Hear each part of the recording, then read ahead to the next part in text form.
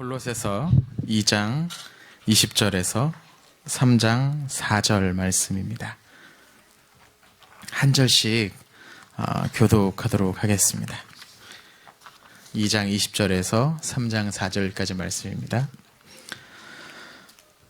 너희가 세상의 초등학문에서 그리스도와 함께 죽었거든 어찌하여 세상에 사는 것과 같이 규례에 순종하느냐.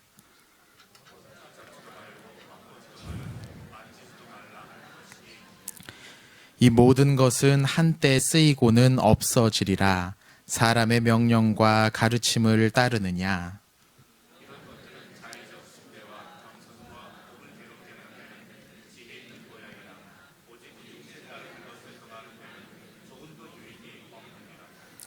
그러므로 너희가 그리스도와 함께 다시 살리심을 받았으면 위의 것을 찾으라. 거기는 그리스도께서 하나님 우편에 앉아 계시느니라. 이는 너희가 죽었고 너희 생명이 그리스도와 함께 하나님 안에 감추어졌음이라. 우리 생명이신 그리스도께서 나타나실 그때에 너희도 그와 함께 영광 중에 나타나리라. 아멘. 오늘 이야기는 지난번 시간의 이야기에서 이어집니다. 골로새 교회가 어떤 교회인지를 말씀을 드렸었죠. 골로새 교회는 이방인들을 주축으로 세워졌던 교회입니다. 그들은 구약의 율법에 대해서 잘 알지 못했고, 그래서 구약의 규정들이나 규칙들이나 성경에서 장로들의 유전이라고 말하는 그런 랍비들의 가르침 같은 것도 잘 몰랐습니다. 그래서 이 틈을 노리고 공격해 왔던 사람들이 있었습니다. 그들은 이 이방인 교회에 유대식 율법을 가르치려고 섞으려고 했었던 거죠. 너희가 예수를 믿었으면 이제 할례도 받아야 되고, 유월절, 초막절 같은 절기도 지켜야 되고, 매월 첫날이나 안식일 같은 날에는 성전에 나가서 제물을 드려야 된다. 이런 식으로 가르치는 사람들이 있었습니다. 그래서 바울은 골로새 교인들에게 예수 하나면 충분하다라고 강조합니다. 예수가 너희에게 있으면, 예수가 여러분에게 있으면 충분합니다라는 거죠. 우리가 구원을 얻는 것은 예수의 은혜 때문이지 우리의 행함이나 업적이나 성취 때문이 아니다라고 강조합니다. 그러니까 사람들이 하는 말에 너무 신경 쓰지 말고 귀 기울이지 말고 그들 마음속에 예수만을 두어야 한다는 거죠. 이게 이제 지난 시간에 제가 말씀드렸던 내용입니다. 그런데 그냥 신경 끄라고 이야기하면 신경이 꺼집니까? 안 되죠. 설명이 필요합니다. 왜 그들의 말을 들을 필요가 없는 것인지, 왜 예수 하나면 충분한지 조금 더 설명이 필요합니다. 그래서 오늘 본문에서 왜 그 사람들이 말하는 그 열심히 율법을 지켜야만 구원을 얻을 수 있다는 그 말을 듣지 않아도 되는지가 오늘 3장 20절 후반부에 나와 있습니다. 중요한 것은 23절인데요. 이 부분은 같이 다시 한번 읽어볼까요? 골로새서 2장 23절입니다. 다시 한번 읽겠습니다. 시작. 이런 것들은 자의적 숭배와 몸을 괴롭게 하는 데는 지혜 있는 모양이나 오직 육체 따르는 것을 금하는 데는 조금도 유익이 없느니라. 아멘. 지금 이 골로새 교회의 교인들은 그들을 현혹시키는 사람들이 와서 율법을 너희가 잘 지켜야 된다라고 말하고 있습니다. 그 율법은 여전히 예수를 믿는 사람들에게도 필요한 것이고, 네, 죄송합니다. 여전히 예수를 믿는다고 하더라도 율법을 지키는 것은 참 중요한 것이고, 그러니까 너희들이 이제 이방인으로서 예수를 믿게 되었으니 이제 그건 잘한 건데 거기에 이제 율법을 추가적으로 잘 지켜야만 한다라고 이야기합니다. 그런데 바울은 그 사람들이 와서 하는 얘기를 이렇게 정리하죠. 23절에서 이렇게 정리합니다. 그들의 말은 몸을 괴롭게 하는 데는 쓸모가 있는 모양인데 육체를 따르는 것을 금하는 데는 조금도 쓸모가 없다라고 이야기합니다. 이 재밌는 표현입니다. 몸을 괴롭게 하는 데는 지혜 있는 모양이나 육체를 따르는 것을 금하는 데는 아무 유익이 없다라는 거죠. 지금 이 골로새 교회에 혼란을 가져온 사람들은 육체를 따르는 삶이 아니라 우리는 하나님을 따르는 삶을 살아야 한다고 가르칩니다.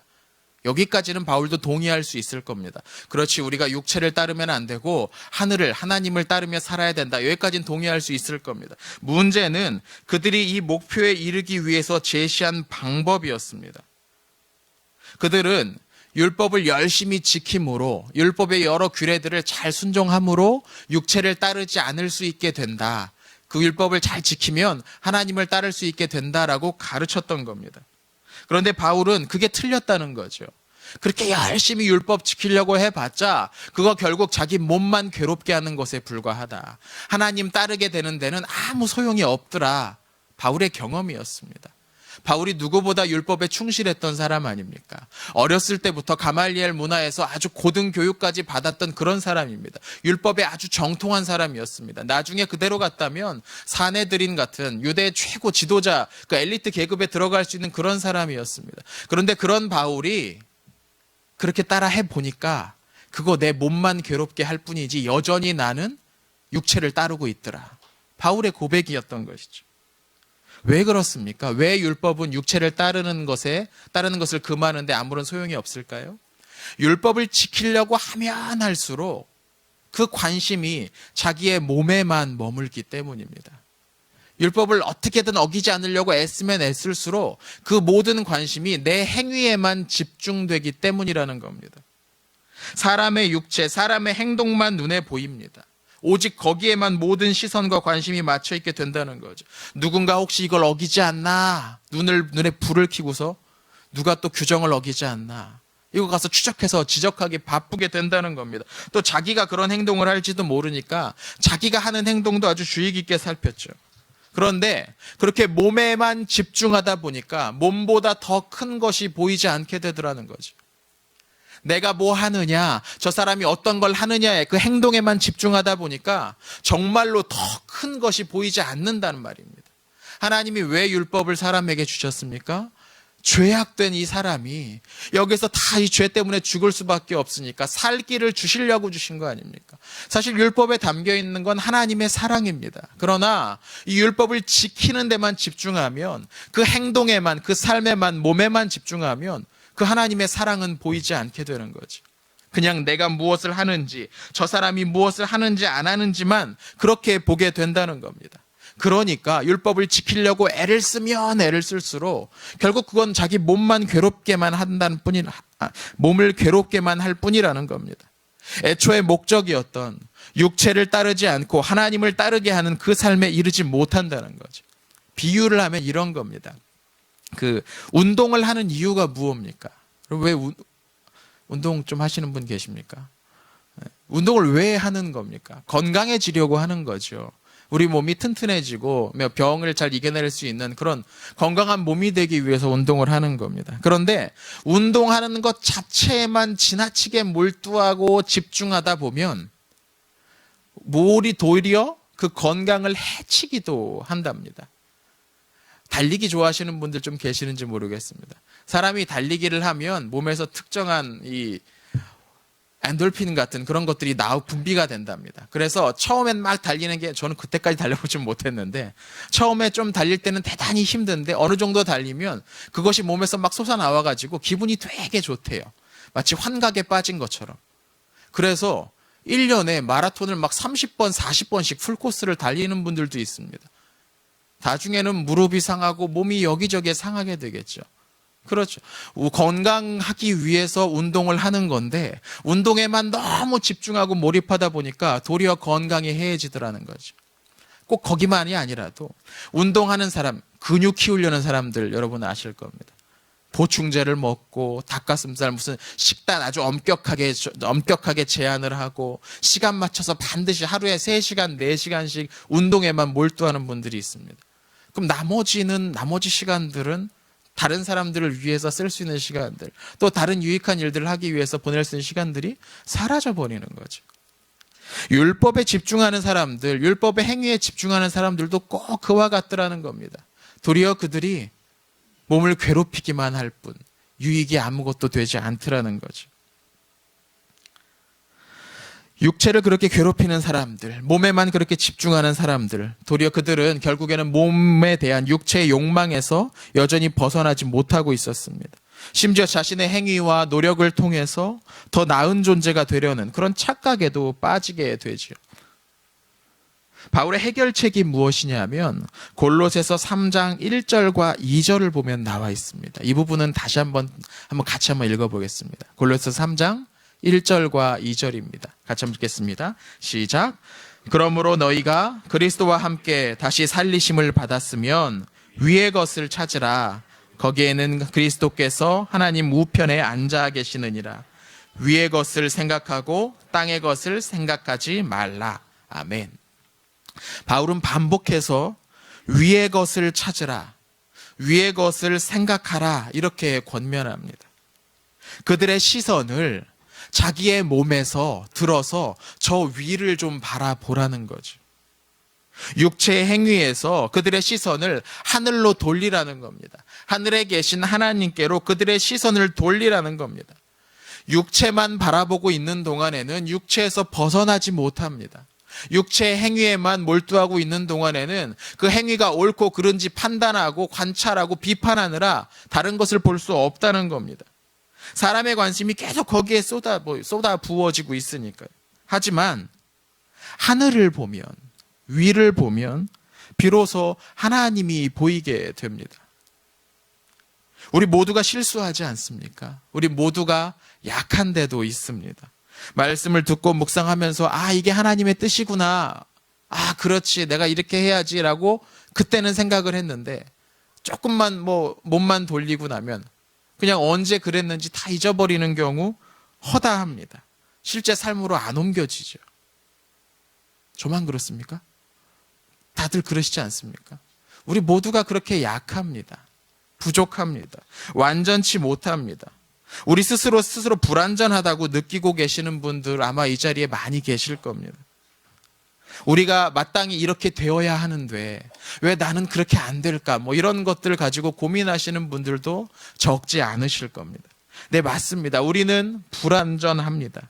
하지만 우리가 그렇게 우리의 불완전한 모습, 우리의 모자란 모습만 집중하고 보고 있으면 달라지는 것은 없습니다. 내가 이런 행위를 해야 되는데, 내가 저걸 해야 되는데 또 못했네, 후회하고 여전히 그냥 그 자리에 머물게 되겠죠. 바울의 조언처럼 우리는 위의 것을 바라고 위의 것을 생각해야 합니다.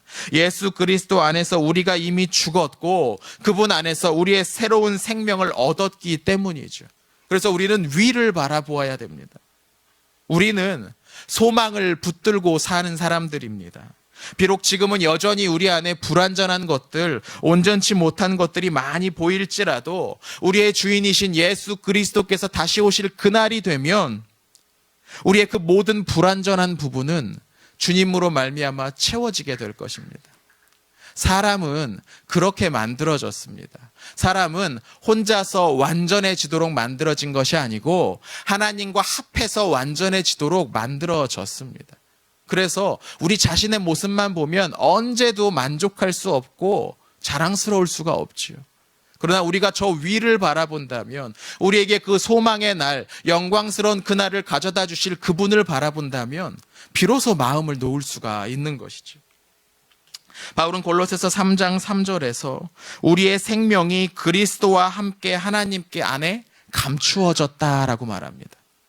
우리의 생명이 하나님 안에 감추어졌다는 겁니다. 우리는 기다리고 있습니다. 감춰졌던 우리의 그 영광스러운 모습이 드러나게 될 그날을 기다리며 살고 있습니다. 우리는 그냥 평범한 사람들이 아닙니다.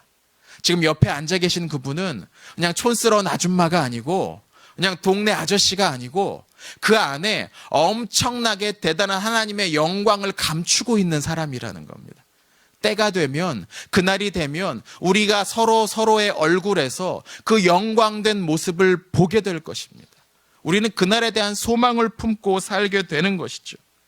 모든 영광이 드러나게 될 그날을 보기 위해서 우리가 해야 될 일은 없습니다. 예수 그리스도께서 이미 다 해 주셨기 때문이죠.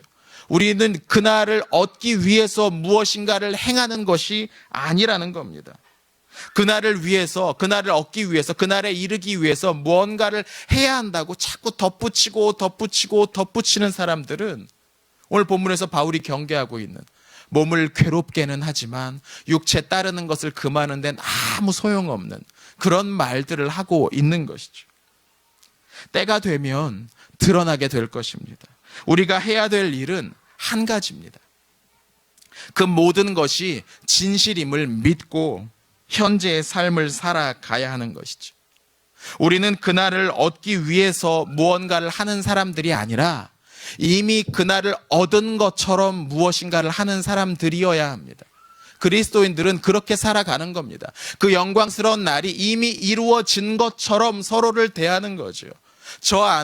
저분 안에 이미 하나님의 영광스러운 모습이 이미 나타난 것처럼 생각하고 그렇게 행하는 겁니다.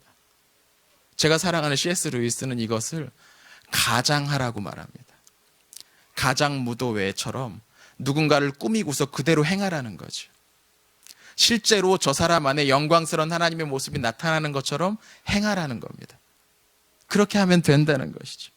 바울이 말한 위의 것을 찾는 삶, 위의 것을 생각하는 삶이란 이런 겁니다. 우리 안에 예수 그리스도께서 심어두신 그 새 생명, 하나님의 그 영광스러운 모습을 소중히 간직하면서 그것이 점점점 커지고 자라나서 우리 자신을 완전히 다른 모습으로 보게 만들고 나아가 이 세상 전체를 하나님의 영광이 가득한 곳으로 만들 그날을 생각하면서 오늘을 살아간다는 거죠. 우리는 그렇게 살아야 하는 사람들입니다. 이 소망을 붙들고 살아가는 사람들은 비로소 육체의 집착과 탐욕에서 벗어날 수 있습니다. 땅에 있는 지체를 죽일 수 있는 것이죠. 더 큰 소망을 바라보고 있는 사람은 세상의 거짓 소망, 진짜 소망의 싸구려 복제품에 넘어가지 않습니다. 진짜가 내 안에 있는데 저 싸구려 복제품에 누가 관심을 기울이겠습니까? 이 소망은 결코 우리를 부끄럽게 하지 않을 것입니다. 여러분, 땅의 것을 심으면 땅의 것이 나고 하늘의 것을 심으면 하늘의 것이 납니다. 그러니 우리 안에 자꾸 하늘의 것으로 채우려고 해보십시오. 우리의 생각을 하늘의 것으로 채우고 우리의 혀와 우리의 눈과 우리의 귀에 하늘의 것으로 자꾸 채우십시오. 시간이 지나고 우리 안에 감춰졌던 영광이 드러나는 그날이 오면 바로 그것이 가장 현명한 일이었음이 증명될 것입니다. 우리 그 영광의 날을 바라보면서 함께 기도합시다.